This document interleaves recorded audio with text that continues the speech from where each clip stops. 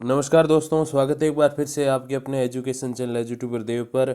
तो दोस्तों, एक कम्युनिटी पोस्ट मैंने डाला था आज से तकरीबन 2 दिन पहले, और उसमें आपसे पूछा था कि क्या एक रीज़न है जो अपना जो रिलेशन है आप एज एन व्यूअर और एज एन सब्सक्राइबर और मैं एज एन यूट्यूबर, या दूसरे शब्दों में कहें तो कि हम सब एक परिवार के सदस्य हैं जिस परिवार का नाम एज यूट्यूबर देव है। तो क्या रीज़न है कि आप जुड़े हुए हैं? तो मोस्टली जो पीपल्स थे 80% ऑलमोस्ट उन्होंने ये कहा कि जो लेटेस्ट अपडेट हैं और वो भी ऑथेंटिक अपडेट्स आप लेके आते हो, फेक वीडियोस नहीं लाते, तो उस कारण से हम आपके साथ जुड़े हुए हैं। तो उसी को आज हम एक नया प्रतिरूप देने जा रहे हैं दोस्तों। तकरीबन ऑलमोस्ट 2 साल हो गए हैं मुझे यूट्यूब पे जो है ये ऑल दोज प्रोसेस जो है authentic informations videos and post वगैरह डालते हुए। और उसमें जो क्योंकि आपको पता है कि हर दिन काफ़ी अच्छी अगर हम मेहनत करें तो अच्छी खासी हमें जो है अपडेट्स मिल जाती हैं, ऑथेंटिक इन्फॉर्मेशन। ठीक है, थोड़ा समय देना पड़ता है, तो वो सभी जो है वीडियो के माध्यम से दे पाना मैं समझता हूँ मुमकिन नहीं होता, क्योंकि अगर ऐसे कर पाता तो फिर दिन के 50 वीडियोज़ होते, तो हर एक घंटे से भी मतलब जो है हर एक आधे घंटे में आपको एक वीडियो मिल जाता।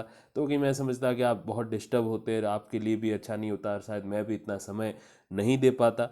और इसीलिए मैंने कम्युनिटी पोस्ट में लेटेस्ट अपडेट डाली, लेकिन मुझे लगता है वो आपको इतनी पसंद नहीं आई, क्योंकि जैसे मैंने वहाँ बताया कि कम्युनिटी पोस्ट वाला जो सिस्टम है वो ऐसा है कि वो कोई अपडेट नहीं आती आपके नोटिफिकेशन पैनल में। वो जब आप यूट्यूब पे आते हो तभी वो अपडेट आपको दिखाई देती है। तो अब इसके लिए ये होता है कि हर एक घंटे तो आप आओगे नहीं, क्योंकि हर एक घंटे उसमें एक नई अपडेट आती है, नई पोस्ट आती है, तो उसको देखने के लिए आप आओगे नहीं। और इस कारण काफ़ी सारे विद्यार्थियों ने अभ्यर्थियों ने मुझे बताया भी कि सर काफ़ी अपडेट हमारी मिस हो गई है, और हम कैसे चेकआउट करें, क्योंकि बहुत लंबी चौड़ी लिस्ट होती है कम्युनिटी पोस्ट में। तो इसीलिए मैंने सोचा कि क्यों ना उस दिन की जो अपडेट हैं, या फिर अगर 2 दिन में हम एक वीडियो ले आ पाएँ इसके बारे में, तो वो सारी अपडेट्स एक ही वीडियो में इंक्लूड कर दी जाए। और ऐसे आपको जो है सारी अपडेट्स एक ही जगह मिल जाएंगी। और चाहे आप अभ्यर्थी हों चाहे विद्यार्थी हों, मतलब जो स्कूल कॉलेज के संबंध में अपडेट्स हैं या किसी जॉब के संबंध में अपडेट है, तो वो सारी आपको एक वीडियो में अगर अवेलेबल होती है, तो मैं समझता हूँ आपका भी समय बचेगा और कहीं ना कहीं मेरा भी समय बचेगा, और आपको ऑथेंटिक इन्फॉर्मेशन सारी एक ही वीडियो में मिल पाएगी। तो आज वही हम शुरू करने जा रहे हैं। कोशिश करूंगा कि मैं हर रोज़ इस ऑथेंटिक इन्फॉर्मेशन वाले टोटल जितनी भी अपडेट्स हैं सारी एक में ऐड करके एक वीडियो रोज़ ले आ पाऊँ आपके लिए, ताकि आप सारी जो दुनिया की हलचल है विशेषकर एजुकेशन सेक्टर की, तो उससे आप परिचित रहें और आपको इसकी जानकारी रहे। तो दोस्तों, शुरू करते हैं। सबसे पहले देखिए, ये जवाहर नवोदय विद्यालय की ओर से अपडेट है। अब जवाहर नवोदय विद्यालय जिसमें 6th और 9th जो क्लास में जो है दोस्तों एडमिशन होता है, जब आप 5th अच्छे अंकों से पास करते हो, 8th जो है अच्छे अंकों से पास करते हो, तो उन विद्यार्थियों के लिए अवसर होता है। अब देखिए, इसमें एक अपडेट ये है कि कक्षा 6 में प्रवेश के लिए आयोजित होने वाली जनवी चयन परीक्षा भी। जनवी क्या है दोस्तों? जनवी जो है वो फुल फॉर्म है इसकी, जवाहर नवोदय विद्यालय जनवी चयन परीक्षा 2022 के लिए ऑनलाइन आवेदन पोर्टल खुला हुआ है। सभी इच्छुक और योग्य अभ्यर्थी पोर्टल के माध्यम से आवेदन करें। प्रशासनिक कारणों से आवेदन में अपलोड किया जाने वाला प्रमाण पत्र संबंधित प्रधानाध्यापक से सत्यापन कराने का निर्णय लिया गया है।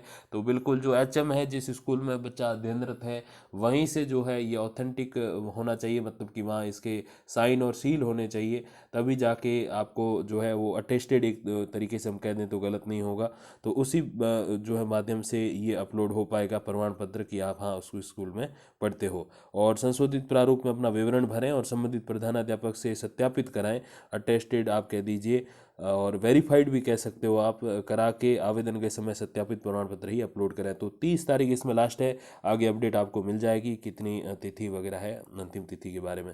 अब देखिए, अगली जो अपडेट है दोस्तों वो है राजस्थान कर्मचारी चयन बोर्ड यानी कि RSM SSB की ओर से, जहाँ संगणक सीधी भर्ती परीक्षा यानी कि यूँ कहें कंप्यूटर जो डायरेक्ट रिक्रूटमेंट है उसकी परीक्षा तिथि तय हो चुकी है। 19/12/2021 को जो है रविवार को एग्ज़ाम रखा गया है। 2 घंटे का एग्ज़ाम है, 10 बजे से लगाकर 12 बजे तक। तो ये तिथि आ चुकी है। जो तैयारी कर रहे हैं उनके लिए बहुत ही मैं समझता हूँ अच्छी अपडेट है। अब देखिए दोस्तों, और क्या अपडेट आई है कि बजट की 25% राशि जारी करने को मंजूरी दी गई है। CM अशोक गहलोत ने शिक्षा का अधिकार अधिनियम RTE राइट टू एजुकेशन के तहत निजी विद्यालयों में निःशुल्क प्रवेश पर फीस पुनर्भरण के लिए भुगतान प्रक्रिया पर लगी रोक जो है हटा दी है।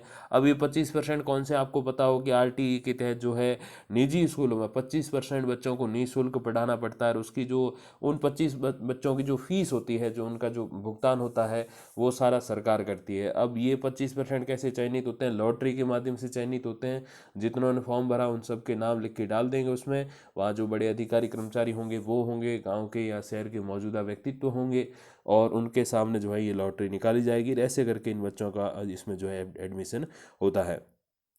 अब अगली अपडेट जो है दोस्तों वो थोड़ा सी धार्मिक विवाद जो हो गया दोस्तों राजस्थान कॉलेज अपने जयपुर से, तो उसके बारे में है। तो नमाज पर राजनीति अब सरकार तक पहुंच गई है। विश्वविद्यालय में नमाज पर पाबंदी लगाने को लेकर उठे विवाद के मामले में शिक्षक पर कार्रवाई के लिए किशन पोल विधायक और राजस्थान यूनिवर्सिटी सिंडिकेट सदस्य ने जो है मुख्यमंत्री को जो है पत्र लिख दिया है। दोस्तों ऐसी बात है कि देखिए, चाहे एबीवीपी हो, अखिल भारतीय विद्यार्थी परिषद, या फिर एनएसयूआई हो, national student union of India, एक बीजेपी का संगठन है, एक जो है कांग्रेस का है। अब देखिए दोस्तों ऐसी बात है कि चाहे कॉलेज हो, चाहे यूनिवर्सिटी हो, चाहे कोई भी स्थल हो, धार्मिक भावनाएं आहत नहीं की जानी चाहिए। चाहे कोई प्रार्थना कर रहा है, कोई अरदास कर रहा है, कोई नमाज पढ़ रहा है, कोई प्रे कर रहा है, हिंदू मुस्लिम सिख ईसाई सभी हैं भाई भाई। तो मैं ये समझता हूँ कि किसी को भी मना नहीं करनी चाहिए। या तो सभी को ही रोक दो कि नहीं, यहाँ पर न तो प्रार्थना होगी, न नमाज होगी, न यहाँ पे कोई प्रे होगी, न कोई अरदास होगी। या फिर सभी को अनुमति दे दो कि हाँ बिल्कुल आप अपने अपने धर्म के अनुसार यहाँ पर जो है ईश्वर को याद कर सकते हो। ईश्वर, अल्लाह, गॉड वगैरह जो भी आप कहना चाहो, तो वो सब सिमिलर है, और इसी पे ये सारी चीज़ें होनी चाहिए। अब एक को अनुमति देना और एक को नहीं देना वो थोड़ा सा मैं समझता हूँ गलत है, क्योंकि अपना जो भारत है वो धर्मनिरपेक्ष देश है। वो किसी एक धर्म को सपोर्ट नहीं करता कि चलो हिंदू या मुस्लिम या सिख ईसाई या फिर यहूदी पारसी जो भी है, जैन बौद्ध, तो उनको सपोर्ट नहीं करता। सभी धर्म जो है समानता अपने भारत में है। तो जैसे मैंने कहा, या तो किसी को भी अनुमति ना दी जाए या फिर सबको ही दे दी जाए, तो ये समानता वाली भावना होनी चाहिए। अब देखिए अगली अपडेट जो है वो फिर बावनवास से है। कॉलेज शिक्षा में अध्ययनरत विद्यार्थी 30 नवंबर तक छात्रवृत्ति के लिए ऑनलाइन आवेदन कर सकते हैं। स्थानीय राजकीय महाविद्यालय के छात्रवृत्ति प्रभारी प्रोफेसर ओम प्रकाश शर्मा ने बताया कि शैक्षणिक वर्ष 2021-22 के लिए एससी, एसटी, ओबीसी, ईडब्ल्यूएस, विमुक्त, घुमंतु आदि सभी श्रेणी के विद्यार्थी जो है वो एसएसओ पोर्टल पर छात्रवृत्ति के लिए आवेदन कर सकते हैं। तो जो रेगुलर बच्चे पढ़ते हैं कॉलेज में उनके लिए अवसर है छात्रवृत्ति का। अब देखिए दोस्तों अगली जो अपडेट है वो है अपने बोर्ड एग्जाम्स के लिए। तो बोर्ड की परीक्षाएं ऑफलाइन होनी चाहिए। सुप्रीम कोर्ट ने गुरुवार को छात्रों को रिट याचिका खारिज कर दी है। इसमें 10वीं और 12वीं सीबीएसई और आईसीएसई टर्म 1 परीक्षा हाइब्रिड तरीके से आयोजित करने के निर्देश देने की मांग की थी। जस्टिस एएम खनविलकर और सीटी रवि कुमार की पीठ ने कहा कि परीक्षा 16 से शुरू हो चुकी है, तो अब इसमें कोई चेंज नहीं है। ऑफलाइन है तो ऑफलाइन ही होगा, ऑनलाइन नहीं होने वाला। अब देखिए दोस्तों एक और अपडेट है छात्रवृत्ति के संबंध में। तो छात्रवृत्ति आवेदन की तिथि बढ़ाई गई है। अल्पसंख्यक कार्य मंत्रालय भारत सरकार द्वारा अल्पसंख्यक समुदाय के लिए पोस्ट मैट्रिक और मेरिट कम मीन्स छात्रवृत्ति की अंतिम तिथि 30 नवंबर तक कर दी गई है। तो जिला अल्पसंख्यक कार्यक्रम अधिकारी ने ये बात बताई है कि आप इसमें जो है 30 तारीख तक फॉर्म भर सकते हो। अगली अपडेट की ओर बढ़ते हैं दोस्तों। बीकानेर तकनीकी विश्वविद्यालय बीटीयू की ओर से सत्र 2020-21 के लिए टोटल 8 परीक्षा परिणाम जो है वो वेबसाइट पर जारी कर दिए गए। अभी जो सत्र चल रहा है दोस्तों 2021-22 है। 20-21 मीन्स पिछला सत्र जिसके इस साल की शुरुआत में एग्जाम हुए, उनके रिजल्ट जारी कर दिए। बीकानेर तकनीकी विश्वविद्यालय के कुलपति प्रोफेसर डॉक्टर अम्बरीश शरण ने जो है बताया कि 2020-21 के एमबीए तृतीय, एमटेक तृतीय, बीटेक प्रथम, बीआर्क प्रथम, तृतीय और पंचम, बी डिज़ाइन प्रथम और तृतीय सेमेस्टर के मुख्य परीक्षाओं के परिणाम जो है वो जारी कर दिए हैं। वेबसाइट पर अवेलेबल हैं, आप जाके चेकआउट कर सकते हो। अगली अपडेट जो है दोस्तों वो है महाराजा गंगा सिंह विश्वविद्यालय यानी कि एमजीएसयू की ओर से। तो एमजीएसयू में दोस्तों वेबिनार है 26 और 27 तारीख को। वेबिनार में क्या होता है, जो अपने ऑल ओवर इंडिया के या राजस्थान के जहाँ के भी लेक्चरर, प्रोफेसर्स वगैरह आमंत्रित किए हुए हैं वो ऑनलाइन माध्यम से लेक्चर देंगे, अच्छी अच्छी बातें बताएंगे स्टडी के बारे में, एग्ज़ाम्स के बारे में।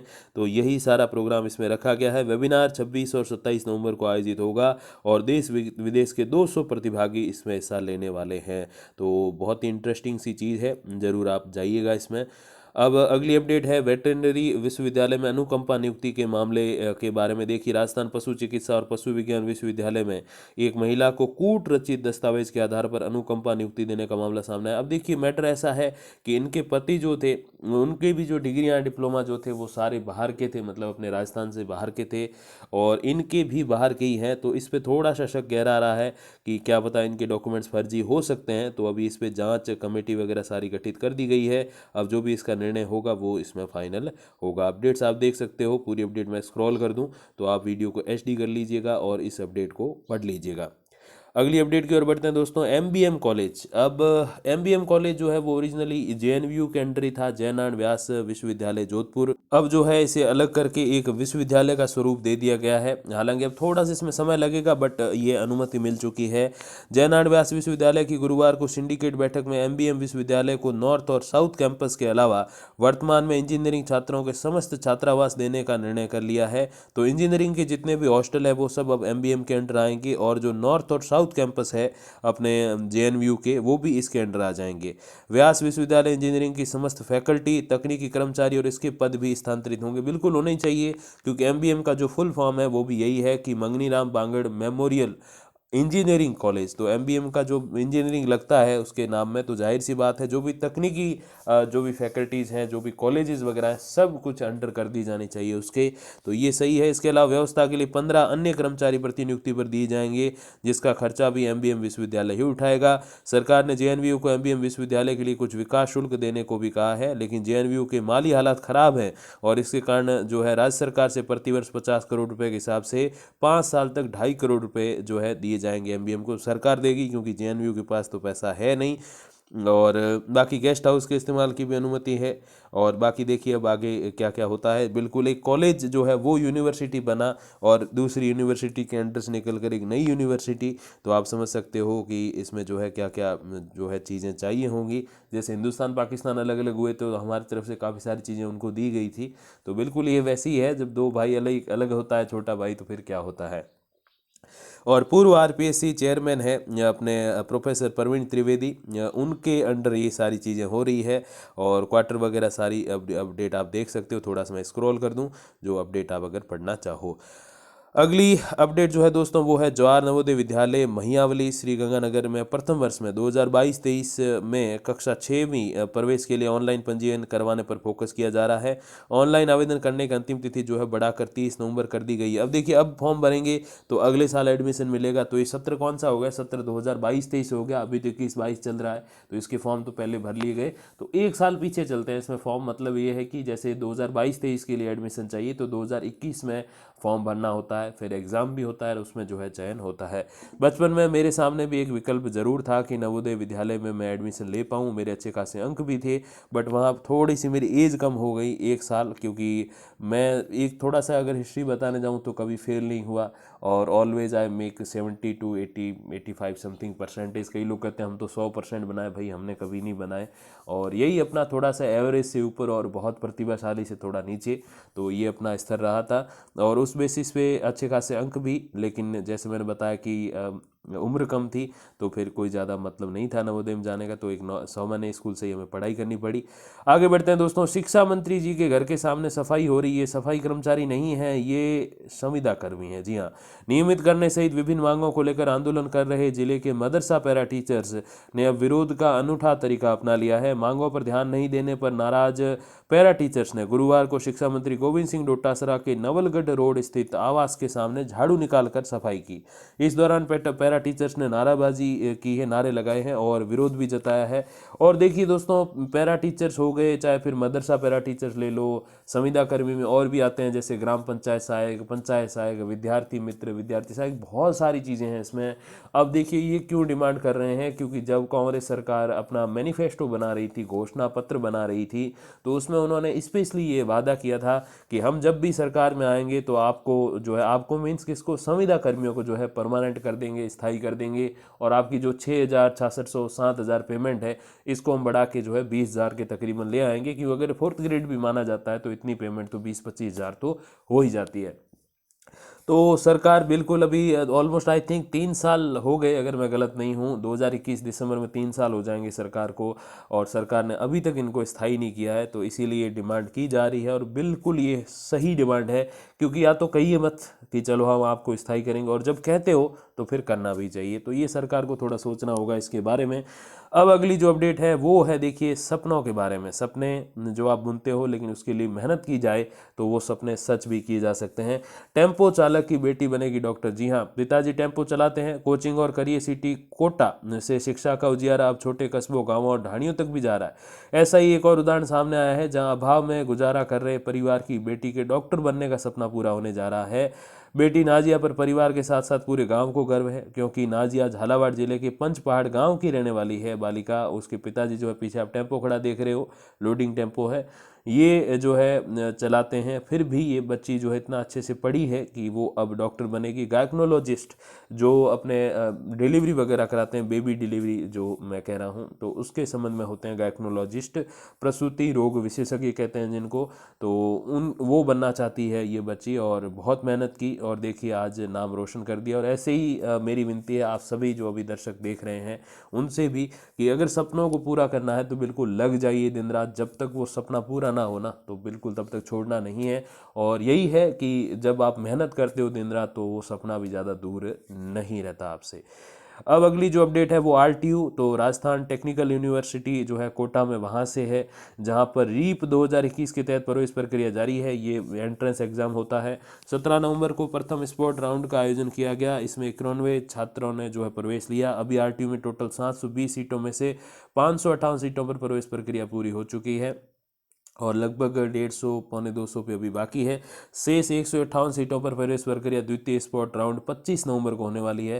तो तकरीबन 5 दिन रह गए, अभी 20 तारीख हो गई आज, तो 5 दिन रह गए हैं, तो तब ये अगली प्रोसेस की जाएगी। और 150 सीट बढ़ाने से बहुत छात्रों को जो है प्रवेश का अतिरिक्त यहाँ पर अवसर मिल रहा है। टेक्निकल यूनिवर्सिटी है, और पूरी अपडेट आपके सामने। अगली अपडेट की ओर दोस्तों बढ़ते हैं। अगली अपडेट जो है वो है अपने कोटा मेडिकल काउंसलिंग कमेटी ने नीट यूजी अंडर ग्रेजुएट 2021 परीक्षा परिणाम के बाद एडमिशन काउंसलिंग की एडवाइजरी जारी की है। इसमें स्पष्ट किया कि एमबीबीएस और बीडीएस में एडमिशन का आधार मेरिट ही होगा। इसमें हिदायत दी गई कि कोई भी विद्यार्थी नॉमिनेशन के आधार पर सीट आवंटन के झांसे में नहीं आए। बाहर बहुत सारे लोग खड़े रहते हैं कि भाई हम दिला देंगे एडमिशन, तो उनके चक्कर में आपको नहीं रहना है। ओरिजिनली जो मेरिट, जो कट ऑफ जाती है, उसी बेस पे जो है यहाँ पर सीटें आवंटित की जाती है। अगली अपडेट की ओर बढ़ते हैं दोस्तों।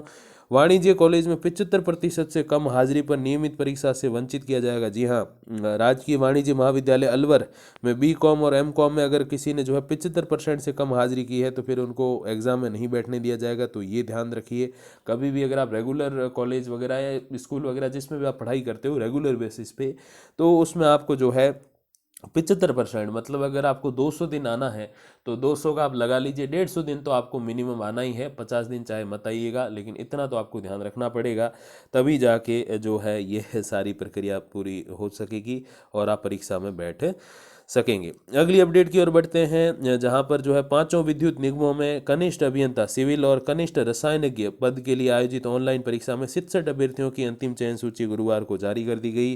कनिष्ठ अभियंता के 40 पदों और कनिष्ठ रसायनज्ञ के 27 पदों सहित 67 पदों की अंतिम चयन सूची जारी कर दी गई है। चयनित अभ्यर्थियों को उनकी ओर से दिए गए विकल्प और मेरिट के आधार पर विद्युत निगम का आवंटन करके संबंधित निगम और सफल अभ्यर्थियों का विवरण प्रेषित कर दिया गया है। अब अगली अपडेट की ओर बढ़ते हैं दोस्तों, जहां पर माणिक्यलाल वर्मा आदिम जाति शोध और प्रशिक्षण संस्थान की ओर से एक विज्ञप्ति है, जहां पर शैक्षणिक सत्र 2021-22 के लिए जनजाति क्षेत्रीय विकास विभाग द्वारा राजस्थान राज्य के अनुसूचित क्षेत्र टीएसपी जो एरिया जिसको बोलते हैं, उसके शहरिया क्षेत्र की 12 जिले की शाहबाद और किशनगंज तहसीलों के मूल पात्र जनजाति छात्र या छात्राओं को रिसर्च फेलोशिप योजना है तो ऑनलाइन आवेदन जो है आमंत्रित किए गए हैं। अंतिम तिथि जो है वो 30/11 है, तो तब तक आप इसमें आवेदन कर सकते हो। और बाकी पूरी अपडेट आपके सामने है, आप स्क्रॉल करके पढ़ लीजिएगा। अगली अपडेट की ओर बढ़ते हैं दोस्तों। दिल्ली से आए दल ने पीईओ सेटअप की जानी जमीनी हकीकत। अब ये बांसवाड़ा की अपडेट है, जहां प्रदेश में शैक्षणिक गुणवत्ता में वृद्धि और शैक्षिक प्रशासन को चुस्त दुरुस्त बनाने के लिए जो है 6 साल पूर्व लागू पीईओ व्यवस्था से अब तक आए परिणामों को जमीनी हकीकत पर नापने के लिए ये 2 सदस्यीय दल जो है वो आए हैं बहुत दूर से, दिल्ली से आए। जी हाँ, अभी पीईओ व्यवस्था क्या है दोस्तों, देखिए पीईओ व्यवस्था का मतलब यही है पंचायत एजुकेशन ऑफिसर। तो पंचायत एजुकेशन ऑफिसर कौन होते हैं, कई बार बच्चे पूछते भी हैं। तो इसके लिए दोस्तों एक मापदंड है। मापदंड ये है कि देखिए एक गांव है, अब एक तो राजस्व गांव होता है, एक ओरिजिनली ग्राम पंचायत होती है।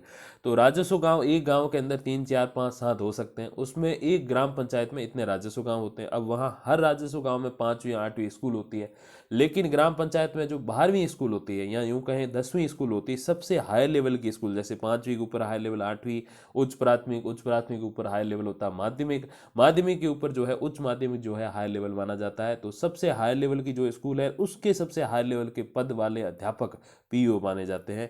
जैसे गांव में 12वीं स्कूल है, उच्च माध्यमिक हायर सेकेंडरी, तो उसके सबसे ऊंचे पद वाले कौन होंगे? वो होंगे वहां के प्रिंसिपल प्रधानाचार्य, तो उनको पीईओ कहा जाता है। अब ये जो व्यवस्था की गई कि इससे पहले बीईओज होते थे ब्लॉक स्तर पे, ब्लॉक एजुकेशन ऑफिसर, डीईओज होते हैं अपने district education officer, CEO CDEO होते हैं दोस्तों, तो ऐसे करके सारे पद और प्रोसेस रहती है। तो इसमें पीईओ जो प्रोसेस हमने नई शुरू की, ग्राम पंचायत स्तर से सबसे निचले स्तर से जो ऑफिसर की जो अपने एक तरीके से स्कीम है, तो उसके अंतर्गत कितना लाभ हुआ, तो इसके लिए ये बाहर से निरीक्षण दल आया है, उन्होंने सारा निरीक्षण किया कि चलो इसका कितना लाभ हुआ है। अब देखिए अगली अपडेट, प्रत्येक शिक्षण संस्था का 20 तक आधार सत्यापन जरूरी। जो भी प्राइवेट स्कूल है दोस्तों, चाहे वो प्राथमिक हो, उच्च प्राथमिक हो, माध्यमिक हो, उच्च माध्यमिक हो, जो भी हो, तो उन सभी को जो है 20 तक, यानी कि आज लास्ट डेट है और आज तक ही इनको जो है अवसर दिया गया है अपने जो आधार सत्यापन है वो कर लें, ताकि नहीं तो अगर ऐसा नहीं करते हैं तो फिर स्कूल की जो मान्यता रहेगी वो रद्द कर दी जाएगी। तो ये थोड़ा सा प्राइवेट स्कूल वाले भी ध्यान दें। अगली अपडेट है दोस्तों राजस्थान यूनिवर्सिटी की ओर से, जहां प्रदेश के नामी राजस्थान विश्वविद्यालय की ओर से डी लिट की उपाधि जो है प्रदान करने के वर्षों बीतने पर, रिटायरमेंट के बाद प्रदान करने पर कॉलेज प्रोफेसर की ओर से दायर दावे को राज्य मानवाधिकार आयोग ने स्वीकार कर लिया और 5 लाख रुपए की जो है क्षतिपूर्ति भी इसमें आदेश दिए गए। देखिए क्यों है कि ये प्रोफेसर साहब हैं जो लगे हुए थे वहाँ पे और उन्होंने डी लिट करी, लेकिन वो जो डिग्री है वो जारी करने में राजस्थान यूनिवर्सिटी ने बहुत ज़्यादा टाइम ले लिया और इस टाइम के कारण ही क्या हुआ कि उनका जो है प्रमोशन वगैरह नहीं हो पाया और वो अपना जो करियर है, जो करियर का जो उनका एंड है वो सही से नहीं कर पाए और इसी कारण से इन्होंने ये मुकदमा एक तरीके से कर दिया किसके ऊपर? राजस्थान यूनिवर्सिटी के ऊपर। अब ये डी लिट की दोस्तों जो उपाधि होती है वो पीएचडी के जैसे ही होती है। तो पीएचडी तो होती है नॉर्मली किसी भी आप विषय सब्जेक्ट या उसके बेसिस पे कर सकते हो, और डी लिट जो होती है वो लिटरेचर के संबंध में होती है, डॉक्टरेट की उपाधि, तो वो इन्होंने करनी चाहिए थी लेकिन टाइम पे अवेलेबल नहीं कराई गई डिग्री और इसके कारण जो है इनका करियर जो है वो बहुत अच्छे से एंड नहीं कर पाए ये, इसी कारण इन्होंने ये जो है मामला दायर किया और इसके बदले इनको 5 लाख रुपए क्षतिपूर्ति भी मिली है। अगली अपडेट की ओर दोस्तों बढ़ते हैं। देखिए अगली अपडेट क्या है, ये है लॉ के संबंध में। सरकार द्वारा युवाओं को रोजगार मुहैया कराने के लिए चलाए गए कौशल पाठ्यक्रम में लॉ कॉलेज के विद्यार्थियों के लिए ज़्यादा उपयोगी नहीं। अब ये क्यों नहीं है दोस्तों? क्योंकि लॉ खुद ही जो है व्यवसायिक कोर्स है, एक अपने आप में एक जो है दोस्तों ऐसा कोर्स है जो आगे जाके यूँ नॉर्मल जो कोर्सेज से अलग है, जैसे डॉक्टरेट हो गया आपके, अगर मैं बात करूँ इंजीनियरिंग कोर्सेज हो गए, उसकी तरह लॉ कोर्स है, व्यवसायिक कोर्स है। तो इसको इसमें ज़्यादा मैं समझता हूँ कि कौन ही कौशल प्रशिक्षण लेगा, तो इसीलिए लॉ वाले जो युवा हैं उनके लिए ये थोड़ा सा यूज़फुल कम है और कौशल विकास पाठ्यक्रम लॉ में कारगर नहीं है। यही एक छोटी सी अपडेट है, बाकी जैसे मैंने स्क्रॉल कर दी अपडेट, आप खुद जो है पढ़ सकते हो। आगे बढ़ते हैं दोस्तों। महात्मा गांधी राजकीय विद्यालय, माफ कीजिएगा महाविद्यालय नहीं है, विद्यालय में इंग्लिश मीडियम मुरलीधर व्यासनगर में 2021-22 सत्र में प्री प्राइमरी कक्षाओं में प्रवेश प्रक्रिया जो है शुरू हो चुकी है और 75 सीटों के लिए 600 लगभग आवेदन जो है प्राप्त हुए थे और लॉटरी के माध्यम से इसका चयन किया जा रहा है। और ये देखिए आप सामने देख सकते हो, तो इसमें लॉटरी के जो सारे नाम वगैरह लिख के डाल दिए जाते हैं, उसी में से जो है चयन किया जाता है। जिसका नाम आएगा उसको चलो इसमें जो है एडमिशन दे दिया जाएगा, क्योंकि बिल्कुल निःशुल्क इंग्लिश शिक्षा है ये, तो इसीलिए थोड़ी सी भीड़ यहाँ पे होनी लाजमी है। अब देखिए 26 MG means Mahatma Gandhi English medium स्कूलों के लिए वॉक इन इंटरव्यू जो है वो शुरू हो चुके हैं।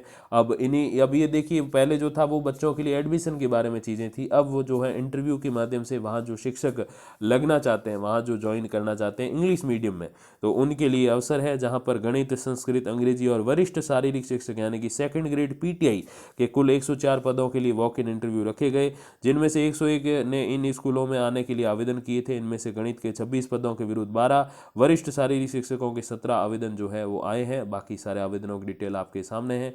मैं थोड़ा सा अपडेट को स्क्रॉल कर देता हूँ तो आप स्वयं यहाँ पढ़ लीजिएगा। बाकी आगे देखिए, वरिष्ठ सहायक विज्ञान, सामाजिक विज्ञान, सभी तरह के जो है पद यहाँ पर अवेलेबल हैं। और प्रधानाचार्य लगाने के लिए निदेशालय द्वारा साक्षात्कार लिए जा रहे हैं यहाँ पर। और ये सारी दोस्तों प्रोसेस है। और एमए फाइनल परीक्षा की बात करें सवाई माधोपुर गंगापुर सिटी, तो एमए फाइनल परीक्षा परिणाम में छात्रों को अंक तालिका में अंकों के टोटल में त्रुटि का आरोप लगाते हुए अखिल भारतीय विद्यार्थी परिषद यानी कि ABVP के तत्वाधान में छात्रों ने प्राचार्य लक्ष्मीचंद मीणा को ज्ञापन सौंपकर इसे दुरुस्त कराए जाने की मांग की। जिला संयोजक सीताराम गुर्जर के नेतृत्व में सौंपे ज्ञापन में बताया गया कि कोटा विश्वविद्यालय द्वारा एमए फाइनल अंग्रेजी की परीक्षा में छात्रों के अंकों को नहीं जोड़कर 0 अंक दिए गए हैं, जो कि गलत है। और इसीलिए अब इस त्रुटि को जो है सही करने के लिए इन्होंने ज्ञापन वगैरह दिया है। अगली अपडेट दोस्तों जो है वो बहुत ही जनरल अपडेट है। देखिए, ऐसा था, निजी स्कूल जाने जाते हैं अपने फीस के लिए, अपने जो आवेदन शुल्क जो होता है उसके लिए जाने जाते हैं, लेकिन कोरोना ने लोगों की इनकम जो है वो घटा दी है। और जब इनकम घटती है तो आपको पता है लोग थोड़ा सा सरकारी जो प्रक्रिया उसकी ओर चले जाते हैं। और यही इस अपडेट में है कि कोरोना के बाद बच्चों का निजी से सरकारी स्कूलों में पलायन बढ़ा है, क्योंकि लोगों की इनकम घटी है, जो आय है वो कम हुई है। और जैसे मैंने बताया कि आय कम होती है तो एक ही विकल्प रहता है, वो है गवर्नमेंट स्कूल या फिर जो भी गवर्नमेंट की प्रोसेस वगैरह रहती है, वही एक रास्ता रहता है कि वहाँ कम पैसों में या निःशुल्क आपको वो सारी फैसिलिटी मिल जाती है जो बहुत ज़्यादा पैसों में मिलती है निजी स्कूलों में। अब देखिए, संस्कृत कॉलेज शिक्षकों की बरसों की मांग पूरी हो गई है। क्या पूरी हुई देखिए जरा। संस्कृत कॉलेज शिक्षकों की लंबे समय से चले आ रही 7वें वेतन मांग और CAS की मांग जो है आखिरकार पूरी हो गई। मंगलवार को कैबिनेट ने संस्कृत कॉलेज शिक्षकों को 1 जनवरी 2016 से संशोधित UGC वेतनमान स्वीकृत करते हुए जो है ये निर्णय दिया है। और देखिए दोस्तों, संस्कृत शिक्षक होते हैं हायर एजुकेशन की अगर हम बात करें तो एक तो सामान्य शिक्षा है, normal college education, higher education जिसको बोलते हैं। दूसरा हायर एजुकेशन का जो एक प्रभाग है वो है संस्कृत एजुकेशन। और तीसरा जो है वो दोस्तों टेक्निकल एजुकेशन। तो ये 3 भाग होते हैं जिसमें से संस्कृत शिक्षकों को ये खुशखबरी मिली है। आगे बढ़े दोस्तों, तो ये है देखिए, स्थायी खेल कोच की भर्ती, डिग्री धारक हो रहे हैं परेशान। राज्य सरकार एक तरफ तो ग्रामीण ओलंपिक्स और स्टेट गेम्स के नाम पर करोड़ों रुपए खर्च कर रही है, दूसरी तरफ 9 साल से स्थायी कोच जो खेल प्रशिक्षक हैं, जो ट्रेनिंग करवाते हैं, उनकी भर्ती नहीं हो रही। स्थायी कोच की भर्ती लंबे समय से नहीं होने के कारण NIS कोच का जो प्रशिक्षण ले चुके बेरोजगार युवा परेशान है। और इसके कारण दोस्तों बेरोजगार तो युवा है ही है, साथ ही साथ अपना जो दावा है, जैसे मैं हरियाणा की बात करूं तो आप देखिए ओलंपिक्स में कितना अच्छा प्रदर्शन रहा। नॉर्मल ओलंपिक्स ले लो चाहे पैरालंपिक्स ले लो, हरियाणा से कितने सारे विनर आए, अपने राजस्थान से क्यों नहीं आए? इसके पीछे रीज़न है यही कि अपने जो कोच की ट्रेनिंग लिए हुए युवा हैं वो खाली बैठे हैं। और जब ऐसा होता है दोस्तों, तो जो नए बच्चे हैं जो कुछ सीखना चाहते हैं, खेल के जो दायरे में जाना चाहते हैं या जो खेल परिक्षेत्र है उसमें अपना नाम करना चाहते हैं, तो वो कर ही नहीं पाते, क्योंकि कोच ही नहीं है, सिखाने वाला ही नहीं है। तो फिर क्या होगा आप समझ सकते हो। तो ये पूरी अपडेट आपके सामने है। अब देखिए, अगली जो अपडेट है वो उदयपुर से है, जहां गृह रक्षा प्रशिक्षण केंद्र जो होमगार्ड ट्रेनिंग सेंटर है वहां पर स्वयंसेवकों का नामांकन 19 नवंबर से 4 दिसंबर तक लिया जा रहा है। अब देखिए, होमगार्ड में स्वयंसेवक कौन होते हैं? होमगार्ड पुलिस की तरह ही एक जो है विभाग है अपना राजस्थान का। और जो है इसमें दोस्तों ये स्वयंसेवक जो होते हैं वो टेम्परेरी बेस पे काम करते हैं, परमानेंट तो नहीं। परमानेंट तो हो जाते हैं थोड़े समय बाद, लेकिन जो ओरिजिनली स्थायी वाले जो होते हैं वो पूर्व सैनिक होते हैं। तो उनको फिर पुलिस में, BSF में, इसमें CRPF में, और जो है दोस्तों ये अपने होमगार्ड वगैरह हो गए। होमगार्ड के भी 3 पार्ट्स होते हैं, बॉर्डर होमगार्ड, अर्बन होमगार्ड और रूरल होमगार्ड। तो एक जो है ग्रामीण गृह रक्षा दल, एक शहरी गृह रक्षा दल और एक सीमा गृह रक्षा दल। तो अलग अलग तरह के होमगार्ड्स होती हैं। मेरे पिताजी भी इस होमगार्ड में 21 साल सर्विस करके रिटायर हुए हैं, और इसीलिए मुझे थोड़ा सा इसके बारे में पता है। अगली अपडेट की ओर दोस्तों बढ़ते हैं। मुंड्रू कस्बे के बस स्टैंड स्थित शहीद भैरूराम राजकीय प्राथमिक विद्यालय में 160 बच्चों की शिक्षा की जिम्मेदारी जो है वो एक शिक्षिका के भरोसे है। अब देखिए, सामान्यतः जो रूल बनता है कि चलो कितने बच्चों पे एक टीचर होगा या होगी, तो वो है दोस्तों 35 से 40, 30 से 40 आप ऑन एवरेज अगर रख लो, ठीक है 50 मान लो ज़्यादा ज़्यादा। बट यहाँ 3 गुना है, 50 का भी 3 गुना होता है, 160, 40 का तो 4 गुना हो जाता है। तो 3 से 4 टीचरों की जो जिम्मेदारी है वो एक टीचर निभाती है। तो आप समझ सकते हो, ठीक है बच्चे 8वीं तक फेल तो नहीं किए जा सकते, अगर वो आते हैं स्कूल तो बिल्कुल रहेंगे वो पासिंग लाइन में, बट उनको आएगा जाएगा कुछ नहीं जब ऐसे होता है। और उम्मीद करते हैं कि रीट 2021 में इस स्कूल को भी जो है अच्छे खासे शिक्षक मिलें और जल्दी जो है ज्वाइनिंग वगैरह प्रोसेस स्टार्ट हो उनकी भी, ताकि अभ्यर्थी भी खुश रहें और विद्यार्थी भी खुश रहें। अब देखिए अगली अपडेट जो है वो अधूरा खत पुस्तक का लोकार्पण है। देखिए बहुत इंपॉर्टेंट क्वेश्चन है जो आ सकता है एग्जाम्स में। उत्कर्ष साहित्य संस्थान की ओर से जेडीबी कॉमर्स कॉलेज की प्राचार्य डॉक्टर कंचना सक्सेना के काव्य संग्रह अधूरा खत का लोकार्पण हुआ। कार्यक्रम के अतिथि सेवानिवृत्त उपाचार्य डॉक्टर मंजू मालव और सेवानिवृत्त प्राचार्य डॉक्टर कामिनी जोशी थे। पुस्तक की समीक्षा करते हुए राजकीय कन्या महाविद्यालय के सह आचार्य डॉक्टर राम अवतार मेघवाल ने बताया कि अधूरे खत में बात पूरी है, समझ सको तो समझ के देखें। तो खत भले अधूरा है लेकिन अंदर बात पूरी लिखी हुई है, तो ये पुस्तक आप पढ़िएगा जरूर, और काफ़ी अच्छा इसमें जो है काव्य संग्रह आपको पढ़ने को मिल जाएगा। तो जरूर इस जो है बिंदु को याद रखिएगा। अधूरा खत किसने लिखी है? डॉक्टर कंचना सक्सेना ने लिखी है। आगे आपको पता है दोस्तों यूजीसी नेट के जो है आ चुके हैं दोस्तों अपने एडमिट कार्ड, प्रवेश पत्र आ चुके हैं। उल्लेखनीय है कि पहले और दूसरे दिन एडमिट कार्ड जारी हो चुके हैं और जो अभ्यर्थी तीसरे और चौथे दिन की परीक्षा में शामिल होंगे अभी तो उनके भी आगे होंगे। ये 2 दिन पहले की अपडेट है तो मैंने शामिल कर दिया। कहीं अभ्यर्थी, कई बार क्या होता है कि बार बार एग्जाम पोस्टपोन होता है तो भूल में रह जाते हैं कि चलो अब तो पता नहीं कब होगा। तो 22 और 23 नवंबर को आपके एग्जाम है। परसों 22 तारीख है, आज 20 हो रखी है दोस्तों। परसों आपके एग्जाम है और उसके बाद 23 तारीख को जो है विभिन्न केंद्रों पर नेट का एग्जाम होगा। 2-3 बार पोस्टपोन हो गया इस बार कोविड के चक्कर में, और फिर अलग अलग एग्जाम्स वगैरह थे उसके कारण। और दोस्तों RSOS Rajasthan state open school, जो कोई 8वीं पास बच्चे बच्चियां हैं वो आगे 10th और 12th करना चाहते हैं, ओपन के माध्यम से करना चाहते हैं। अब देखिए ओपन है, एक रेगुलर और एक प्राइवेट, इन सब में फ़र्क क्या है? रेगुलर तो वो है जब आप 10वीं और 12वीं की कक्षाओं में रेगुलर स्कूल जाएं रोज और अध्ययन करें। प्राइवेट वो है जब आप बोर्ड से, जो माध्यमिक शिक्षा बोर्ड है अजमेर, उससे आप अध्ययन करें लेकिन घर बैठ के करें स्वयं पाठी के तौर पर। और ये ओपन जो होता है ये प्राइवेट के जैसे होता है, लेकिन ये बोर्ड जो अपने हैं अजमेर में उसके माध्यम से नहीं है। ये RSOS Rajasthan state open school जो है जयपुर में, उसके माध्यम से होता है। यहाँ आपको थोड़े ज़्यादा अवसर मिलते हैं, फेलियर के चांसेस थोड़े कम रहते हैं। जैसे कॉलेज एजुकेशन में जो आपको अगर BA BSc MCOM वगैरह MA वगैरह करना है, मतलब PG और UG करना है ओरिजिनली, तो VMOU एक ऑप्शन रहता है दोस्तों अपने स्टेट लेवल पे, अपने दूरस्थ शिक्षा के माध्यम से, ओपन के माध्यम से। ठीक वैसे ही अगर आपको 10th 12th ओपन के माध्यम से करना है, दूरस्थ डिस्टेंस एजुकेशन के माध्यम से करना है, तो ये RSOS आपके सामने बहुत अच्छा विकल्प है। और इसके संबंध में आप कहोगे तो मैं एक जल्दी विस्तृत वीडियो भी लेकर आऊँगा जिसमें फ़ी वगैरह की सारी अपडेट रहेगी और आवेदन की तिथि आपके सामने है। 30 नवंबर तक जो है आप फॉर्म भर सकते हो। इसके फॉर्म जो है मोस्टली ओपन, तो मतलब जो ऐसे ऑनलाइन तो नहीं होते ओपन के, एक स्कूल जो कोई एक निर्धारित की होती है, आप पूछिएगा जरूर दाएं बाएं स्कूल में कि ओपन के फॉर्म कहाँ भरे जा रहे हैं। आमतौर पर जो ब्लॉक स्तर होते हैं, जैसे तहसील स्तर हो गए, उपखंड जो हो गए, वहाँ पर एक स्कूल निर्धारित होता है, वहाँ के एक टीचर को ये जिम्मेदारी दी गई होती है कि वो ये ओपन के फॉर्म वगैरह भरवाएं, ओपन की जो पूरी प्रोसेस वगैरह संभालें। अब अगली अपडेट है दिव्यांगजनों के बारे में। प्रदेश के दिव्यांगों के सभी आवासीय विद्यालय और विशेष गृहों की समस्याओं को कुंडली तैयार होगी।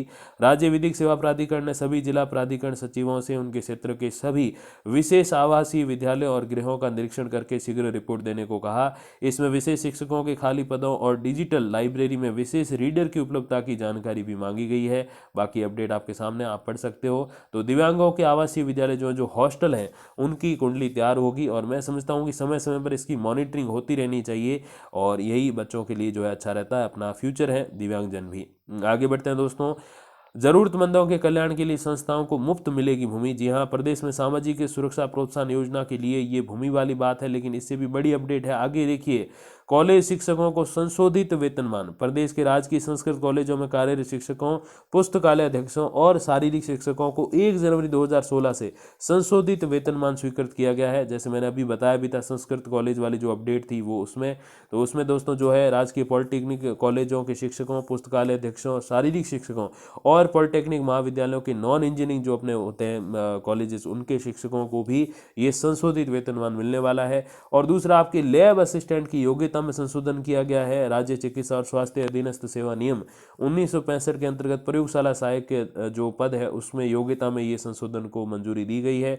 साथ ही साथ सहायक अभियंता पद पर पदोन्नति के लिए फोरमैन प्रथम के लिए प्रावधिक शैक्षणिक योग्यता और अनुभव सीमा में भी परिवर्तन किया गया है, जो कि आपको इन प्रेस नोट्स में मिल जाएगा। जल्दी ये अपडेट भी आपके सामने रहेगी। नई भर्तियों में ये लागू हो जाएगा, और प्रमोशन वाली है तो वो वर्तमान भर्ती में भी लागू हो जाएगा। आगे बढ़ते हैं दोस्तों। बेरोजगारों के लिए सबसे महत्वपूर्ण जो बेरोजगारी भत्ता होता है, अब जैसे कहा कि वो बेकार भत्ता हो गया है, तो 4 घंटे आपको जाके बेकार निकालनी होगी, तो फिर वो मेहनत के बदले पैसे हो गए, और मेहनत के बदले पैसे होते हैं तो थोड़ी अच्छी पेमेंट होनी चाहिए, बट ये 4-5 हज़ार रुपये ही हैं। तो मैं समझता हूँ ये तो बेरोजगारी भत्ता नहीं, बेकार भत्ता हो गया है। देखिए क्या अपडेट है कि बेरोजगारी भत्ते के नियमों में राज्य सरकार ने बदलाव किए हैं। अब बेरोजगार नहीं बल्कि सरकारी कार्यालयों में 4 घंटे इंटर्नशिप करने वाले युवाओं को ये भत्ता मिलेगा। जैसे मैंने इसके बारे में अपडेट भी दी थी, इन्हें भत्ता मिलने की 2 साल की अवधि तक काम करना होगा। सरकार ने मुख्यमंत्री युवा संबल योजना के अंतर्गत 1,000 रुपये बढ़ाए हैं। अब 1 जनवरी 2022 से पुरुषों को 4,000, महिलाओं और विशेष योग्यजन को 4500 रुपये मिलेंगे। मैं तो 5-6 कह रहा था, ये तो 4 और 5 के भी अंडर है, और 4 घंटे वहाँ आपको मेहनत करनी पड़ेगी। मैं समझता हूँ इससे कहीं ज़्यादा बेहतर है किसी भी कंपटीशन एग्जाम को उठा लो, उसकी जी जान से तैयारी कर लो। ये जो 2 साल आप अगर उसकी तैयारी कर लोगे ना, कल तहसीलदार साहब कहलाओगे, यकीन मानो। तो इसमें मत पड़ो मेरे हिसाब से, तो बाकी आपकी मर्जी है। रोज़ रोज़ जाने आने में परेशान होगे, इससे बढ़िया है कि जैसे मैंने कहा कि 2 साल लगाने हैं ना, 2 साल लगा दो, RAS में लगा दो, IAS की तैयारी में लगा दो, ग्रेजुएशन तो है ही ना, तभी ले रहे हो भत्ता, तो लगा दो उसमें। और अगर वो 2 साल आपने जी जान से लगा दिए रोज 8 से 12 घंटे के बीच में, तो आप यकीन मानिए बेरोजगारी भत्ता आप लोगे नहीं, दोगे अपने हाथ से कि हाँ ले जाओ। तो इतनी 2 साल बड़े होते हैं, और रेगुलर जो प्रिपेयरनेस होती है वो इतनी महत्व रखती है। अब आगे देखिए दोस्तों, शिक्षकों का सम्मान की ये जो है अपडेट है, अपने राज्य स्तर पर भी, जिले स्तर पर और संभाग स्तर पर जो है इनका सम्मान वगैरह किया गया है। अपडेट आपके सामने है, आप पढ़ लीजिएगा अगर चाहो तो। अगली अपडेट है, जैसे बेरोजगार अभी झाड़ू लगा रहे थे, सफाई कर रहे थे, ठीक वैसे ही है। जयपुर में बेरोजगार युवाओं ने मंगलवार को शहीद स्मारक पर अनोखा प्रदर्शन किया। युवाओं ने राजस्थान बेरोजगार एकीकृत महासंघ के प्रदेश अध्यक्ष उपेन्द्र यादव के नेतृत्व में मेला लगाया। अब देखिए ये अपडेट थोड़ी सी पुरानी, लेकिन मैंने क्यों शामिल की, क्योंकि बेरोजगारों के हित की बात है, और मैं समझता हूँ कि इसको शामिल किया जाना चाहिए।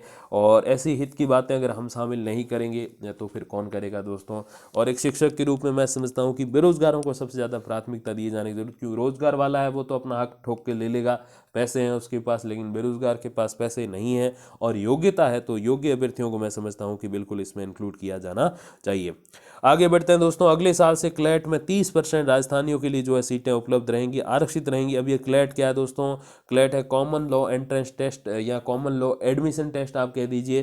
तो इसमें दोस्तों राष्ट्रीय विधि विश्वविद्यालय जो NLU है जोधपुर, उसने आखिर अगले साल क्लैट से प्रदेश के मूल निवासियों के लिए 25% आरक्षण को मंजूरी दी है। और NLU जोधपुर ने अपनी स्थापना के 22 साल बाद प्रदेश के छात्र छात्राओं के पक्ष में ये निर्णय दिया है। और देश में 23 दोस्तों ऐसे नेशनल लॉ कॉलेज है, लॉ यूनिवर्सिटी है, माफ़ कीजिएगा, नेशनल लॉ यूनिवर्सिटी NLU हैं, और इनमें से केवल NLU दिल्ली को छोड़कर अन्य समस्त NLU जो है वो वहाँ के मूल निवासियों को जो है आरक्षण देते हैं। तो अपने वाले में नहीं था, अब हो गया अपना भी।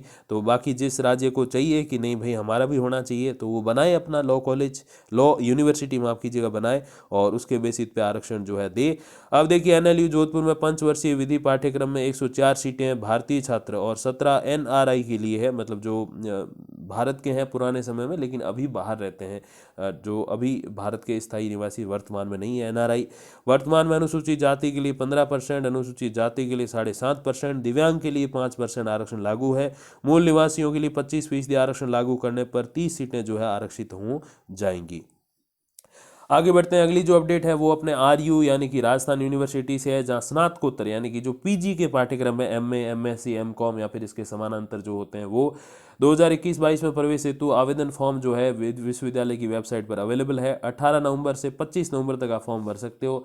2-3 दिन निकल चुके हैं, 5-1 दिन रह गए हैं, तो जल्द से जल्द आप फॉर्म भर दीजिए। और बाकी देखिए प्रवेश परीक्षा की संभावित तिथियां जो है वो 1 से 7 तक है। विश्वविद्यालय के नियमानुसार इसमें योग्यता वगैरह रहेगी, और बाकी वेबसाइट चेकआउट कर सकते हो, उसमें आपको अपडेट मिल जाएगी। अब देखिए भीलवाड़ा जिले के विभिन्न ब्लॉक में स्थित महात्मा गांधी राजकीय विद्यालय अंग्रेजी माध्यम के सफल संचालन के लिए आवंटित पदों के लिए जो साक्षात्कार है उसका 21 और 22 नवंबर को आयोजन किया जाएगा। कहाँ पर, मुख्य जिला शिक्षा अधिकारी समग्र शिक्षा भीलवाड़ा। पंजीयन जो है 9:30 से 10:30 के बीच रजिस्ट्रेशन होगा, पहले से नहीं करना है, वहीं जाके रजिस्ट्रेशन कराना है, और फिर आपका इंटरव्यू होगा, और उसके बाद आपको वहाँ पे नियुक्ति दी जाएगी। अगली अपडेट की ओर बढ़ते हैं।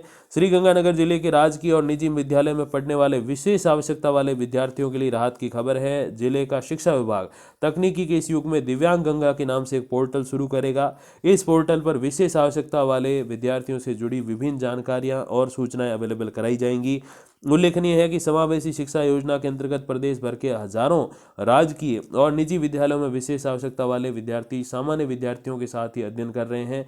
इस वर्ग में ऑनलाइन शिक्षा के लिए राज्य भर में मिशन समर्थ कार्यक्रम के तहत भी बच्चों को ई कंटेंट उपलब्ध कराया जा रहा है। तो मैं समझता हूँ बहुत अच्छी बात है। इससे देखिए क्या लाभ होगा कि विशेष आवश्यकता वाले बच्चों की जो है एक तरीके से डेटाबेस मिल जाएगा और उस बेसिस पे जो है कितने स्पेशल टीचर की रिक्रूटमेंट करनी है, चाहे थर्ड ग्रेड हो सेकंड ग्रेड हो, उसमें स्पेशल टीचर जो होते हैं विशेष शिक्षा वाले उनको लगाया जाता है। उसके बारे में मैंने आपको एक और अलग वीडियो में बताया था कि कैसे विशेष टीचर की जो है सारी अपडेट चलती है और क्या प्रोसेस चलती है, उनकी ट्रेनिंग कितने साल की होती है, उनकी डिग्री को क्या बोलते हैं। मैंने एक डिफरेंट वीडियो में या फिर कम्युनिटी पोस्ट में आपको बताया है। तो उस बेसिस पे जो है, हालांकि इसका जो आयोजन होता है वो फिर भारतीय पुनर्वास परिषद की ओर से होता है, स्पेशल एजुकेशन के जो टीचर होते हैं उनका, और फिर अलग अलग जो रिक्रूटमेंट होती है, चाहे थर्ड ग्रेड और सेकंड ग्रेड ले लो अपने राजस्थान में, तो उसके माध्यम से उसमें जो है उनको रिक्रूट किया जाता है। उनकी मेरिट भी कम जाती है, होनी भी चाहिए, क्योंकि स्पेशल एजुकेशन में बहुत कम लोग जाना चाहते हैं। और ये मैं समझता हूँ दिव्यांगजनों के लिए बहुत अच्छी जो है खुश खबर आप कह दीजिए, क्योंकि दिव्यांग गंगा पोर्टल पर एक क्लिक में अब उनकी सारी अपडेट मिल जाएगी और इस बेसिस पे आगे जो है भविष्य की योजनाएं भी बनाई जा सकेंगी। अगली अपडेट की ओर दोस्तों बढ़ते हैं और ये देखिए इसमें क्या है। केंद्रीय माध्यमिक शिक्षा बोर्ड यानी कि सीबीएसई के 90 साल के इतिहास में पहली मर्तबा नई शुरुआत की गई है। क्या नई शुरुआत है, देखिए 10वीं और 12वीं की प्रथम टर्म पर परीक्षाएं जो है वो शुरू की गई है। अब दोनों कक्षाओं के पहले माइनर विषयों के पेपर कराए जा रहे हैं, मुख्य विषयों की परीक्षा इनके बाद कराई जाएंगी ताकि बच्चों का एक जो थोड़ा सा मोमेंटम बन जाए। सीबीएसई 10वीं 12वीं परीक्षाओं को 2 टर्म में करा रहा है। मंगलवार को 12वीं कक्षा के माइनर पेपर के तहत देश के विभिन्न स्कूलों में एंटरप्रेन्योरशिप और ब्यूटी एंड वेलनेस विषय के पेपर हुए। बुधवार को 10वीं के माइनर विषयों के तहत पेंटिंग विषय की परीक्षा होगी। अब देखिए एक तो होता है टर्म एग्जाम और एक होता है दोस्तों आपके जो है अर्धवार्षिक परीक्षा। अब इसमें क्या फ़र्क है, अब देखिए अर्धवार्षिक में ऐसा होता है कि आधा सिलेबस आएगा उसमें और आधा बाद में, वो तो आएगा ही आएगा, साथ ही आधा जो एग्ज़ाम ले लिया है उसके प्रश्न भी आ जाएंगे। तो ये तो होता है अर्धवार्षिक और वार्षिक। अब ये टर्म 1 और टर्म 2 क्या है, तो इसमें जो आधे जो सिलेबस है, जैसे कहीं एक विषय है कोई भी जिसमें 20 चैप्टर है, तो 10 चैप्टर का एग्जाम अब ले लेंगे, 10 चैप्टर का एग्जाम बाद में लेंगे। अब देखिए डिफरेंस क्या हुआ कि जो वार्षिक और अर्धवार्षिक होता है उसमें अर्धवार्षिक में तो ये प्रोसेस सेम है, चलो आधे सिलेबस की परीक्षा, इधर टर्म 1 में भी आधे सिलेबस की परीक्षा। लेकिन इसमें क्या होता है, सीबीएसई ने क्या किया है कि टर्म सेकंड में अगले आधे सिलेबस की ही परीक्षा ली जाएगी, जो आधे की हो चुकी है वो नहीं ली जाएगी उसमें। तो बस यही फर्क है। अपने यहाँ क्या होता है, अर्धवार्षिक में तो आधा लेते हैं, लेकिन वार्षिक में जो है वो आधा जो नया सिलेबस है वो तो है ही है, और पिछले आधे की जो परीक्षा ली जा चुकी है उसके भी क्वेश्चन ऐड हो जाते हैं। तो ये थोड़ा सा फर्क है और इसीलिए इसको जो है अर्धवार्षिक, हाफ ईयरली और ईयरली ना बुला के टर्म 1 और टर्म 2 कहा जा रहा है। तो ये बहुत ही इंटरेस्टिंग मैं समझता हूँ। बच्चों के ऊपर प्रेशर थोड़ा कम होगा, थोड़ा थोड़ा करके वो सब याद कर लेंगे, उसी बेसिस में उनकी जो है मार्कशीट वगैरह बनेगी। तो ये दोस्तों सारी अपडेट्स थी अपने पिछले 2 या 3 दिवस के आप कह दीजिए, क्योंकि जैसे मैंने बताया कि थोड़े 1-2 दिन से मुझे भी थोड़ा समय कम ही मिला था, तो ये वीडियो मैं ला नहीं पाया। अब आ चुका है तो मैं पूरी कोशिश करूंगा कि रोज़ अपडेट लेकर आऊं, ताकि वीडियो भी थोड़ा शॉर्ट रहे और अपडेट्स भी थोड़ी इंटरेस्टिंग रहे लगातार। और बाकी कोशिश तो यही रहेगी, बाकी देखिए अब आगे क्या प्लान रहते हैं और उसके अकॉर्डिंग सारा काम करेंगे। जो भी ऑथेंटिक अपडेट आएगी तो अब वीडियोज़ के माध्यम से आप तक पहुँचा देंगे, कम्युनिटी पोस्ट का इसमें से हटा दीजिए। और बस यही दोस्तों है जानकारी। बाकी ख्याल रखिए अपना, सर्दी का समय है और तैयारी करते रहिए। ईश्वर करे आपको सफलता ज़रूर मिले, जल्द मिले। तब तक के लिए दोस्तों धन्यवाद, नमस्कार।